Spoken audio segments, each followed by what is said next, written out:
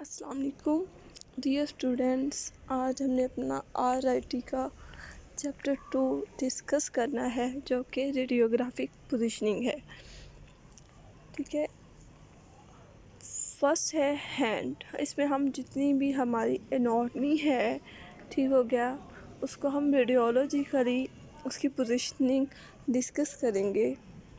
Number 1, hand को हमने discuss करना है कि क्या प्रोजेक्शंस होंगी। It is a common practice to obtain two projections PA and AP or on 120/30 centimetre cassette.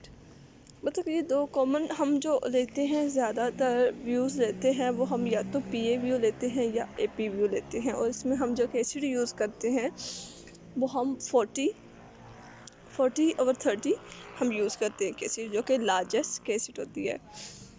If possible, use a cassette with high resolution square oblique on rubber mask may be used to mask off the half of the film not in use। तो उन्होंने कहा कि इसके हम cassette के साथ एक high resolution scissor भी यूज़ कर सकते हैं। ठीक है, उसके बाद हमने अपना फर्स्ट डिस्कस करना है PA व्यू, जिसको हम डोर्सल पाल्मर व्यू भी कहते हैं। क्या पोजीशन होगी पेशेंट की और कैसेट क्या यूज़ करेंगे। The patient is seated alongside the table with the affected arm nearest to the table। Patient को हम बिठाएंगे, ठीक है, और जो उसकी अफेक्टेड आर्म है, जिसमें अगर उसे फ्रैक्चर है तो हम उसको कहाँ रखेंगे, टेबल पे। The forearm is pronated and placed on the table with the palmar surface of the hand is contact with the cassette। जो पाल्म सरफेस है, जो हथेली वाली सरफेस है, उसको हमने क्या करना है, हमने उसको रखना है कैसेट पे।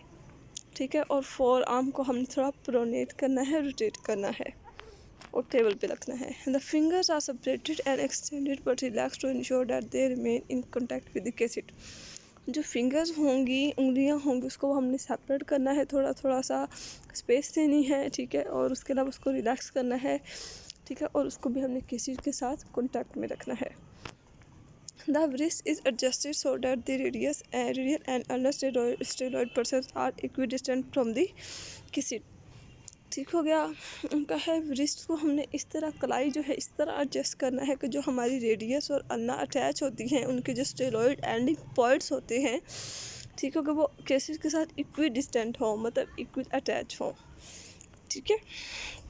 A sandbag is placed over the lower arm forearm for immobilization। उसके अलावा हमने एक सैंड बैग यूज़ करना है किसके नीचे, फोर आर्म के नीचे, ताकि मूवमेंट ना हो। क्योंकि मूवमेंट होती है तो जो एक्सरे होता है वो ब्लर हो जाता है।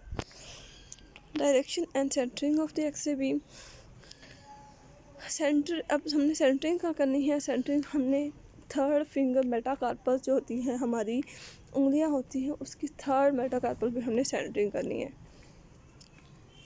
अब इमेज कैरेक्टरिस्टिक्स क्या होंगी। इमेज कैरेक्टरिस्टिक्स ये होंगी कि हमें जो दी image should demonstrate all the fringes including the soft tissues, finger tips, the carpal and metacarpal bones and the distal end of the radius and ulna. मतलब हमें इमेज क्या मिले, हमें जो फ्रिंजेस हैं, उंगलियां हैं, उसमें उसके जो सॉफ्ट टिश्यूज़ हैं फिंगर टिप के, ठीक है, उसके अलावा कार्पल जो हमारी बोन्स है, रिस्ट बोन्स भी कहते हैं, मेटाकार्पल बोन जो है, जो हमारी पाल्म की हथेली की बोन्स होती हैं, और हमारी जो रेडियस वाला के एंड वाले पॉइंट्स हैं वो सारे क्लियर हों। The interphalangeal and metacarpophalangeal and carpometacarpal joints should be demonstrate clearly. उसके अलावा जो जॉइंट्स हैं, जो फ्लिंजिस और मेटाकार्पस को मेटाकार्पस को जोड़ रहे हैं, और जो मेटाकार्पल और कार्पल बोन्स को जोड़ रहे हैं, वो भी क्लियर होने चाहिए और रोटेशन नहीं करानी।